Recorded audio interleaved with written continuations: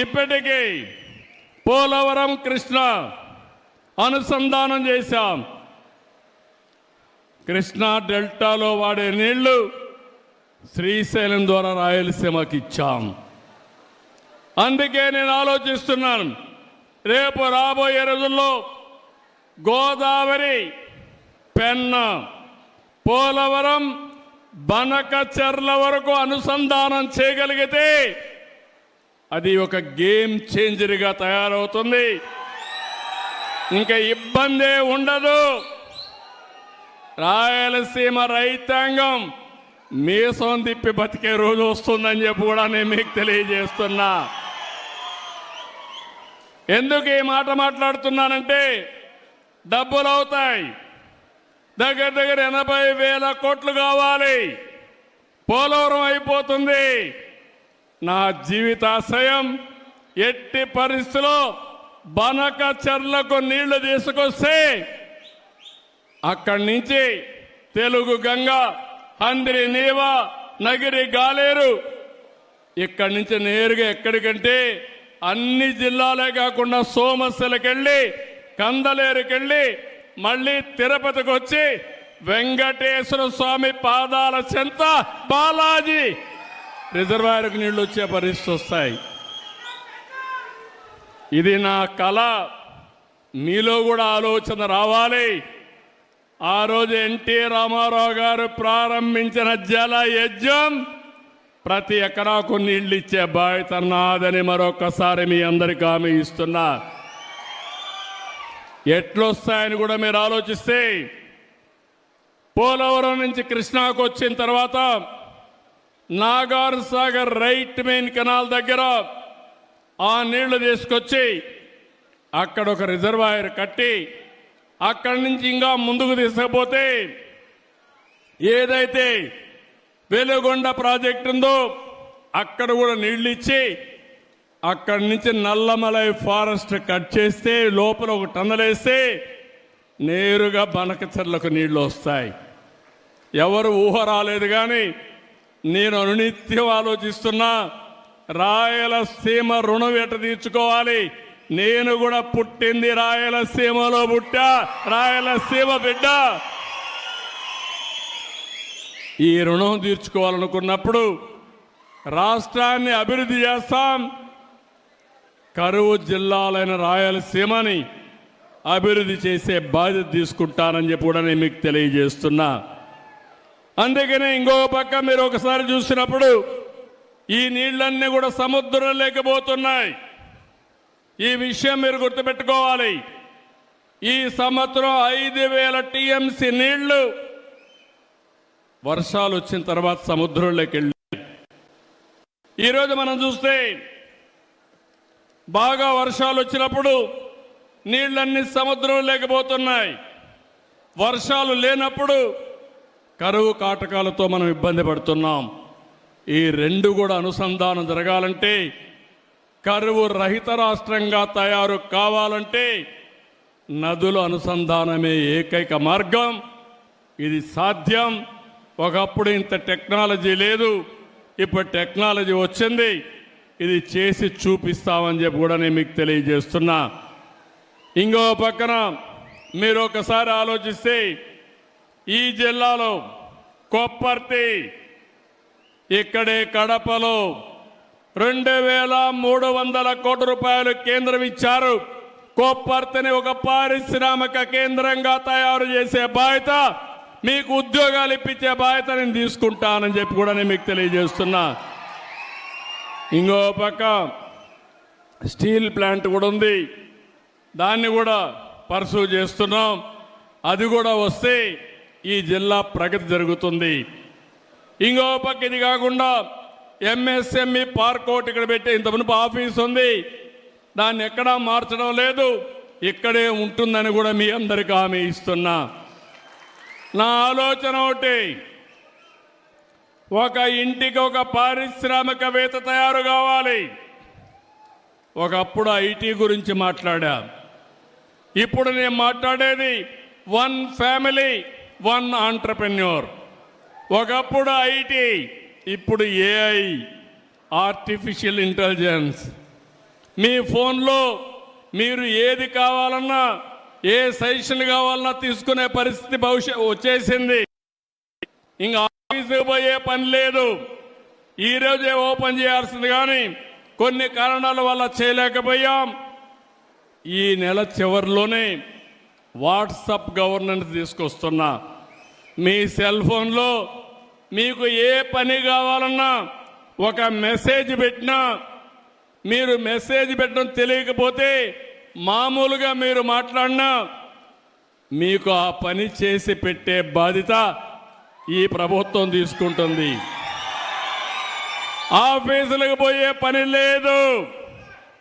ఆఫీసులే మిమ్మల్ని ఎదుర్కొంటూ వచ్చి మీరెక్కడుంటే అక్కడ పనులు చేసే పరిస్థితి తీసుకొస్తామని కూడా మీకు తెలియజేస్తున్నా. ఇలాంటివి మీరు చూసినప్పుడు, ఇంకా కొన్ని విషయాలు వచ్చినప్పుడు, ఈ జిల్లాలో రోడ్డు వ్యవస్థ మీరు చూశారు. రాయలసీమలో ఎయిర్పోర్ట్లు చూశారు. ఇప్పుడే చూశారు మన ఎయిర్పోర్ట్ను కూడా 250 కోట్ల రూపాయలతో టర్మినల్ కూడా కడుతున్నారు. నేనే రన్వే కూడా ఇంప్రూవ్ చేయించాను. అప్పట్లో నేనే నైట్ ల్యాండింగ్ ఫెసిలిటీ పెట్టాను. 5 ఏళ్ళు ఒక్క ఫ్లైట్ రాలేదు. ఇప్పుడు ఫ్లైట్లు ప్రారంభమైనాయి. భవిష్యత్తులో కడప కేంద్రంగా అనేక నగరాలకు కనెక్టివిటీ వచ్చే పరిస్థితి వస్తుంది. ఎక్కడికి పోవాలన్నా మీరు వెళ్ళి పని చూసుకొని సాయంత్రం ఇంటికి వచ్చే పరిస్థితి వస్తుంది. అక్కడి నుంచి కడప నుంచి కూడా మీరు చూస్తే Gandikota one of the most beautiful place. అది ప్రపంచంలోనే 10 బ్యూటిఫుల్ ప్లేసులు గండికోట ఒకటి. దీన్ని నేను అప్పుడు అభివృద్ధి చేయాలని ప్రయత్నం చేశాను. దీనివల్ల చాలామంది పర్యాటకులు వస్తారు. టూరిజం అభివృద్ధి అవుతుంది. ఉపాధి అవకాశాలు వస్తాయి. ఇలాంటి చాలా జరిగే పరిస్థితి వస్తుంది. ఇప్పుడు ఇంకో పక్కన ఆంధ్రప్రగతి గ్రామీణ బ్యాంక్ ఇలాంటివన్నీ కూడా ఇప్పుడే మనం మీరు చూస్తే గండికోటకి కేంద్రం 80 కోట్ల రూపాయలు ఇచ్చారు. అక్కడ మంచి ఇన్ఫ్రాస్ట్రక్చర్ డెవలప్ చేస్తాం. ఇన్ఫ్రాస్ట్రక్చర్ డెవలప్ చేసి మంచి హోటల్స్ కూడా కట్టించి ఎవరైనా సరే టూరిస్టులు వస్తే దీన్ని ఒక హబ్గా తయారు చేసే బాధ్యత ఈ ప్రభుత్వం తీసుకుంటామని చెప్పి కూడా నేను మీకు తెలియజేస్తున్నాను. ఇదే కాకుండా ఈరోజు ఇంకొకటికి వచ్చినప్పుడు ఆంధ్ర ప్రగతి గ్రామీణ బ్యాంకుది కూడా నా దృష్టి తీసుకొచ్చారు. ఎందుకు చేశారో కనుక్కుంటాను. ఎందుకంటే రాష్ట్రం అంతా కూడా ఒకటే చేస్తారని కూడా అన్నారు. ఏ విధంగా చేయాలో మాట్లాడి ఇది కేంద్రం కూడా చేయాలి. ఇద్దరితో మాట్లాడుకొని ఏం చేయాలనో దానికి కూడా ఒక పరిష్కార మార్గం చూపిస్తాం. ఇంకో పక్కన మీరు చూస్తే ఇక్కడికి వచ్చినప్పుడు రాజోలి ఆనకట్ట ఇప్పుడే మన ఎమ్మెల్యే గారు చెప్పారు. మాటలు చెప్పి 5 సంవత్సరాలు ఒక తట్ట మట్టి కూడా వేయలా. నేను హామీ ఇస్తున్నా, రాజోలి బండ ఆనకట్ట డెవలప్ చేసి 90,000 ఎకరాలకు నీళ్లు ఇచ్చి నీటి ఎద్దడి లేకుండా చేసే బాధ్యత ఈ ప్రభుత్వం తీసుకుంటాం. ఇంకో పక్కన ఇక్కడికి వచ్చినప్పుడు మీరు చూస్తే నాకు ప్రాణ సమానమైన తెలుగుదేశం పార్టీ కుటుంబ సభ్యులందరూ ఇక్కడున్నారు. చాలా హుషారుగా ఉన్నారు మీరు. ఇంకా స్పీడ్ పెంచాలి. ఎన్టీ రామారావు స్పిరిట్ మీద రావాలి. మొన్న ఎన్నికల్లో మీరు చూశారు, ఒక చరిత్ర సృష్టించాం. తెలుగుదేశం పార్టీ పెట్టినప్పటి నుంచి ఎప్పుడు రాని విజయం వచ్చింది. 93% సీట్లు మనమే గెలిచాం. మనం తీసుకున్న నిర్ణయం మీరు చూస్తే జనసేన, బీజేపీ, తెలుగుదేశం కలిసి పోటీ చేశాం. తమ్ముళ్ళు, నేను చాలాసార్లు చూశాను, కానీ ఇటీవల కాలంలో గెలవని కడప పాత జిల్లాలో 10కి 7 గెలిచాం. ప్రస్తుతం ఈ కడప పార్లమెంట్లో 7కి 5 గెలిచాం. ఇంకొంచెం కష్టపడుంటే పార్లమెంట్ కూడా గెలిచేవాళ్ళం. ఆ 2 సీట్లు కూడా గెలిచేవాళ్ళం.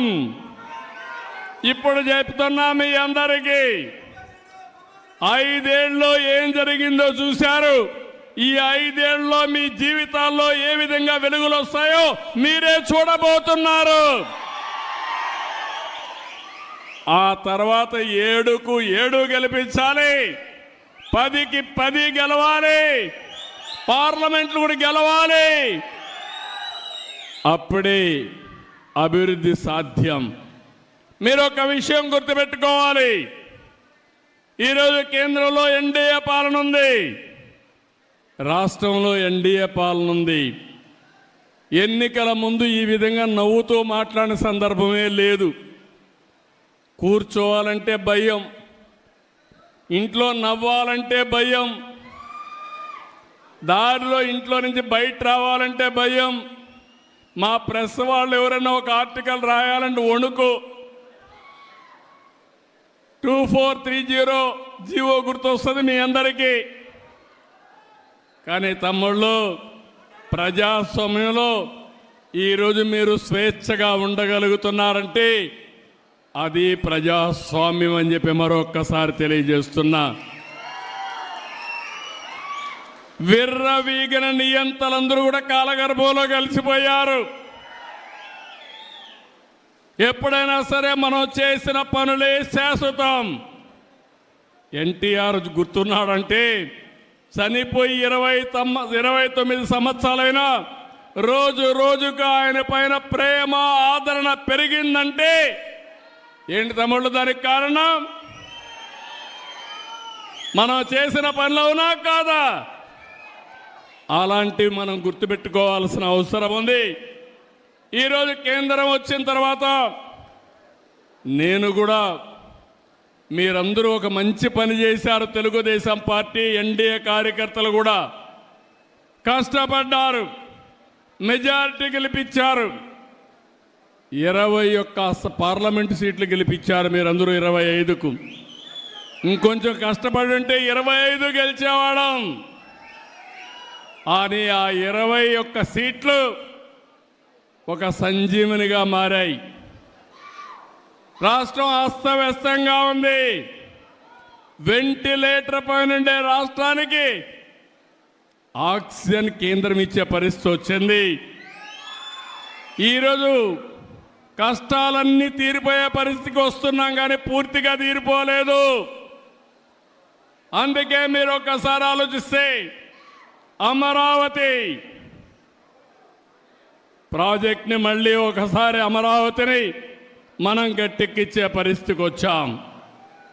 ఇంకో పక్కన పోలవరానికి ప్రాణం పోసే పరిస్థితికి వచ్చాం. విశాఖపట్నం రైల్వే జోన్ ఇచ్చారు. ఇంకో పక్కన నిన్ననే మీరు చూస్తే విశాఖ ఉక్కు, ఆంధ్రుల హక్కు అని పోరాటం చేస్తే అది కూడా కన్నుమరుగయ్యే పరిస్థితి వస్తే 13,000 కోట్ల రూపాయలు ఇచ్చి కేంద్రం ఆదుకున్నారంటే అది ఒక చరిత్ర. ఆ చరిత్ర ఎన్డీఏ వల్లనే సాధ్యం, కానీ వేరే వల్ల కాదని మరొకసారి మీకు విజ్ఞప్తి చేస్తున్నా. ఈరోజు అభివృద్ధి జరుగుతూ ఉంది. నేను ఒకటే మీ అందరికీ హామీ ఇస్తున్నా, భవిష్యత్తులో కూడా మీకు అండగా ఉంటాం. నేను అభివృద్ధి, సంక్షేమం, సుపరిపాలన నాందిగా మాట్లాడాను. ఎన్నికల్లో ఈ విషయమే చెప్పాను. నన్ను నమ్మారు, మా కూటమిని నమ్మారు, నన్ను మా మిత్రుడు పవన్ కళ్యాణ్ గారిని, బీజేపీని నమ్మారు, నరేంద్ర మోడీ గారిని నమ్మారు. మీరందరూ ఓట్లేశారు. ఈరోజు మీ రుణం తీర్చుకుని కార్యక్రమానికి శ్రీకారం చుట్టాం. ఈరోజు మీరు చూస్తే అభివృద్ధిని పట్టాలెక్కించాం. ఎక్కడికక్కడ ఒక్కొక్క పని చేసుకుంటూ ముందుకు పోతున్నాం. రాయలసీమలో కానీ రాష్ట్రంలో కానీ ఒక నేషనల్ హైవేస్ అన్ని 50,000 కోట్ల రూపాయలు ఖర్చు పెట్టి 3 ఏళ్లలో పూర్తి చేస్తున్నాం. 70,000 కోట్ల రూపాయల రైల్వే లైన్స్ అన్ని, రైల్వే స్టేషన్స్ అన్ని పూర్తి చేసే బాధ్యత తీసుకున్నాం. నిన్ననే అనౌన్స్ చేశాను. జిఎస్డిపి అంటే మన తలసరి ఆదాయం పెంచడం. ఈరోజు 12.94% వచ్చింది. నేను ఒక స్వర్ణాంధ్రప్రదేశ్ విజన్ తయారు చేశాను. అందులో 15% పెరగాలి. 15% పెంచుకుంటూ పోతే ఈ రాష్ట్రంలో ఎవ్వరూ పేదవాళ్ళు లేకుండా అందరికి దగ్గర డబ్బులుండే విధానానికి నేను ఆలోచిస్తున్నా. పేదరికం లేని సమాజం ఎన్టీ రామారావు గారి కళ. దాన్ని జయప్రదం చేసే బాధ్యత నాదని మరొకసారి మీ అందరికీ హామీ ఇస్తున్నా. తమ్ముళ్ళు, ఇక్కడ మీరందరూ ఉన్నారు. తెలుగుదేశం పార్టీకి ఒక చరిత్ర ఉంది. ఒకప్పుడు నేషనల్ ఫ్రంట్ అధికారంలోకి తెచ్చిన వ్యక్తి ఎన్టీ రామారావు గారు. తర్వాత యునైటెడ్ ఫ్రంట్, నేనే ఆ రోజు కన్వీనర్గా ఉండి 2 ప్రధానమంత్రులు చేశాం. ఎన్డీఏ 1లో వాజ్పేయి గారికి సహకరించి మన రాష్ట్రాన్ని అభివృద్ధి చేశాం, సమైక్య ఆంధ్రప్రదేశ్ని. ఈరోజు ఎన్డీఏ 2 నరేంద్ర మోడీ గారి నాయకత్వంలో 14-19లో పనిచేశాం, ఇప్పుడు పనిచేస్తున్నాం. నాకు ఏ మాత్రం అనుమానం లేదు, నరేంద్ర మోడీ గారి నాయకత్వంలో 2047కి భారతదేశం నెంబర్ 1 గాని నెంబర్ 2 గాని తయారవుతుంది. నా ఆలోచన తెలుగు జాతి ప్రపంచంలోనే నెంబర్ 1గా ఉండాలనేది నా సంకల్పం. అలాంటివి జరిగేటప్పుడు ఎప్పుడు కూడా తెలుగుదేశం పార్టీ ఒక ప్రాంతీయ పార్టీ కానీ జాతీయ భావాలతో పనిచేసిన పార్టీ తెలుగుదేశం పార్టీ. జాతీయ అభివృద్ధి కోసం పనిచేసిన పార్టీ తెలుగుదేశం పార్టీ. ఈరోజు మీరు చూస్తే 1 కోటి సభ్యత్వం ఈరోజు తెలుగుదేశం పార్టీలో ఉన్నారు. 1 crore. ఇటీవల లోకేష్ గారు జనరల్ సెక్రటరీ అయిన తర్వాత కార్యకర్తల సంక్షేమానికి పెద్దపీట వేశాడు. 130 కోట్ల రూపాయలు ఇన్సూరెన్స్ కానీ వెల్ఫేర్ కానీ డబ్బులు ఖర్చు పెట్టే పరిస్థితికి వచ్చారు. ఈరోజు 1 కోటి మంది సభ్యులకి ఎవరైనా యాక్సిడెంట్ జరిగిపోతే వాళ్లకు 5 లక్షల రూపాయలు ఇచ్చే ఏకైక పార్టీ భారతదేశంలో తెలుగుదేశం పార్టీ. ఇది ఒక చరిత్ర. మీ రుణం తీర్చుకుంటాం, కార్యకర్తల రుణం తీర్చుకుంటాం. అందుకనే రాజకీయంగా మిమ్మల్ని ఎదుగుదల కోసం ప్రయత్నం చేయడం, సంక్షేమ కార్యక్రమాలు చేయడం, ఆర్థికంగా పైకి తీసుకురావడానికి ఏమేం చేయాలనో అవన్నీ చేస్తామని చెప్పి కూడా నేను మీకు తెలియజేస్తున్నా. అదే సమయంలో మిత్రపక్షాల కార్యకర్తలు కూడా విజ్ఞప్తి చేస్తున్నా, ఎక్కడికక్కడ అందరూ సమిష్టిగా పనిచేసుకుని మళ్ళీ ఎప్పుడు ఎన్నికలు పెట్టినా అఖండ విజయంతో ఎన్డీఏ గెలిచే పరిస్థితి మీరు ఉండాల్సిన బాధ్యత మీ మీద ఉంది. ఎప్పుడైతే నేను ఎన్నోసార్లు చెప్పాను, డబల్ ఇంజన్ సర్కార్, కేంద్రం రాష్ట్రంలో ఎన్డీఏనే ఉండాలి, అప్పుడే అభివృద్ధి పరిగెత్తిస్తుంది. అందుకే ఈరోజు చూస్తే డబల్ ఇంజన్ సర్కార్, డబల్ ఇంజన్ గ్రోత్ రేట్ వస్తుంది, డబుల్ డిజిట్ గ్రోత్ రేట్ వస్తుంది. 2 ప్రభుత్వాలు కలిసాం, పనులు చేశాం, 13% అభివృద్ధి జరిగే పరిస్థితి వచ్చింది. జిఎస్టిపి వచ్చింది. ఇది 15-16%కి తీసుకపోతే పేదరికం అనే మాటే ఉండదని చెప్పి కూడా నేను మీకు తెలియజేస్తున్నా. నాకు ప్రాణ సమానమైన తెలుగుదేశం పార్టీ కుటుంబ సభ్యులందరినీ మరొక్కసారి కోరుతున్నా, మీరందరూ కూడా ఇలాంటి ఎన్టీ రామారావు గారి యొక్క 29వ వర్ధంతి సభలో ఒక సంకల్పం చేయాలి. మీ ప్రాంతంలో జీరో పావర్టీని సాధిస్తామని, ఆ జీరో పావర్టీ సాధించిన తర్వాత ఆర్థిక అసమానతలు లేనటువంటి సమాజం కోసం నిరంతరం పనిచేస్తామని మనం ఒక సంకల్పం చేసి ముందుకు పోవాలి.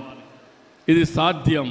చాలామందికి అనిపిస్తుంది, నేను ముందు మాట్లాడితే ఒకప్పుడు ఐటీ మాట్లాడితే నన్ను ఎగతాళి చేశారు, సెల్ ఫోన్ మాట్లాడితే ఇదేంటన్నారు, సెల్ ఫోన్ తిండి పెడుతున్నా అన్నారు. ఇప్పుడు సెల్ ఫోన్ లేకపోతే భార్య లేకపోతే భర్త ఉంటాడు, భర్త లేకపోతే భార్య ఉంటుంది, సెల్ ఫోన్ లేకపోతే ఇద్దరు ఉండలేరు. అవునా కాదా తమ్ముళ్ళు అని అడుగుతున్నా. దానికి కూడా ఒక మీనింగ్ ఉంది. సెల్ ఫోన్ అనేది అవసరం, అది ఒక అత్యవసరమైన వస్తువుగా తయారైంది మన జీవితంలో.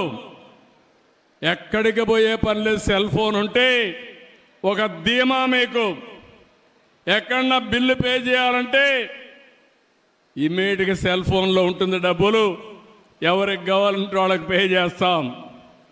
ఎవరైనా జోబీలో పెట్టుకుంటే జోబీ కట్ చేస్తారు, కానీ సెల్ ఫోన్లో పెట్టుకుంటే పేటిఎంలో పెట్టుకుంటే కట్ చేసే పరిస్థితి ఉండదు. దానికి కూడా పాస్వర్డ్ మీ దగ్గరనే ఉంటుంది, అది అప్లై చేస్తేనే డబ్బులు ఇచ్చే పరిస్థితి వస్తుంది, సెక్యూరిటీ కూడా ఉంటుంది. మీకు ఏ పని కావాలన్నా చేసుకునే అవసరం వస్తుంది. భవిష్యత్తులో మనందరి జీవితాల్లో మీరు గుర్తుపెట్టుకోవాలి, టెక్నాలజీ చాలా ఉపయోగకారిగా ఉంటుంది. అందుకే మీరు చూస్తున్నారు, ఇటీవల నేను పెన్షన్ ఇస్తే ఏ టైంలో ఇచ్చాడు, ఏ స్పాట్లో ఇచ్చాడని 64 లక్షల మంది పెన్షన్ని మానిటర్ చేయగలుగుతున్నారంటే అది టెక్నాలజీ మహిమ అని చెప్పి మీ అందరికీ తెలియజేస్తున్నా. పెన్షన్ తీసుకున్న రోజునే మీకు ఒక IVRS మెసేజ్ వస్తుంది, మళ్ళీ నీకు కరెక్ట్గా చేరిందా, ఎవరన్నా డబ్బులు అడిగారా, లేకుంటే ఏదైనా కొట్టేశారని మళ్ళీ అడిగే పరిస్థితి వచ్చిందంటే అది సుపరిపాలనకు దారితీసే పరిస్థితి వచ్చింది. ఇలాంటి కార్యక్రమాలు చాలా వరకు నేను అన్నీ ఆలోచిస్తున్నాను. ఏంటి